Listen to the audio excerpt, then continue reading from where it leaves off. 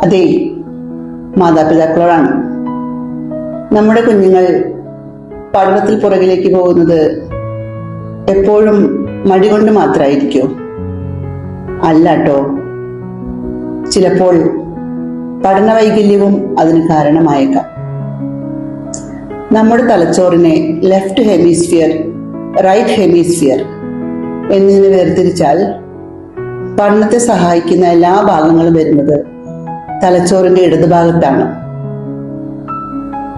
വായിക്കുവാനുള്ള കഴിവ്, എഴുതുവാനുള്ള കഴിവ്, ശ്രദ്ധ, ഏകാഗ്രത, പഠിച്ച കാര്യങ്ങൾ കൃത്യമായി ഓർത്തു വയ്ക്കുവാനും ആവശ്യമുള്ള സമയത്ത് എഴുതുവാനും അത് പറയുവാനുമുള്ള കഴിവ്, ഇതെല്ലാം തലച്ചോറിന്റെ ഇടതുഭാഗമാണ് നിയന്ത്രിക്കുന്നത്.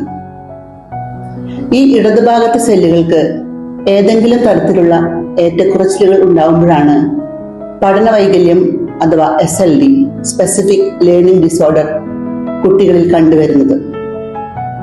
അതിന് പല കാരണങ്ങളും കേട്ടോ. ഗർഭിണിയായിരിക്കുന്ന സമയത്ത് അമ്മയ്ക്കുണ്ടാകുന്ന ഗുരുതരമായ രോഗങ്ങൾ, കടുത്ത മാനസിക ആഘാതങ്ങൾ, അച്ഛൻ്റെയോ അമ്മയുടെയോ ലഹരി ഉപയോഗം, പുകവലിശീലം, മദ്യപാനശീലം, പാരമ്പര്യ ഘടകങ്ങൾ, കുഞ്ഞുങ്ങൾക്ക് ചെറുപ്രായത്തിലുണ്ടാകുന്ന ഫിറ്റ്സ് പോലെയുള്ള അസുഖങ്ങൾ, ഇതൊക്കെ പഠന വൈകല്യത്തിന് കാരണമായി പറയപ്പെടുന്നു. ഇത്തരം കുഞ്ഞുങ്ങളിൽ തലച്ചോറിന്റെ ഇടതുഭാഗം ഇത്തിരി സ്ലോ ആയിരിക്കും.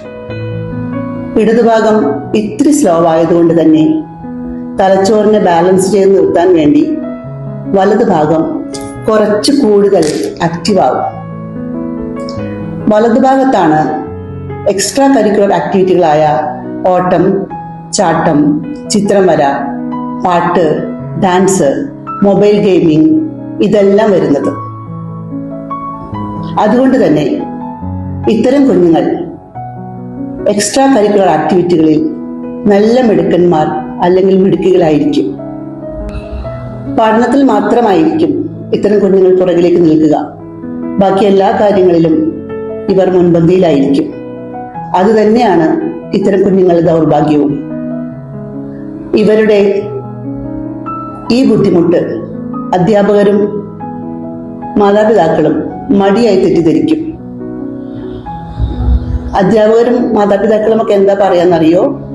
പഠിക്കാൻ മാത്രമാണല്ലോ മടി, ബാക്കി എല്ലാ കാര്യങ്ങളിലും നല്ല മിടുക്കാണല്ലോ എന്ന്. അതിന് കാരണം ഇതാണ്. പഠന വൈകല്യത്തെക്കുറിച്ച് കൂടുതൽ അറിയാനും നിങ്ങളുടെ കുഞ്ഞുങ്ങൾക്ക് പഠന വൈകല്യമുണ്ടോ എന്ന് തിരിച്ചറിയാനും ഉണ്ടെങ്കിൽ അതെങ്ങനെ കൈകാര്യം ചെയ്യണമെന്നറിയാനും താല്പര്യമുണ്ടെങ്കിൽ ഈ ചാനൽ സബ്സ്ക്രൈബ് ചെയ്ത് ഫോളോ ചെയ്ത് കൂടെ കൂടിക്കോളൂ. അറിവിന്റെ ചിരാതകളുമായി വീണ്ടും കാണാം. ഒരുപാട് സ്നേഹത്തോടെ.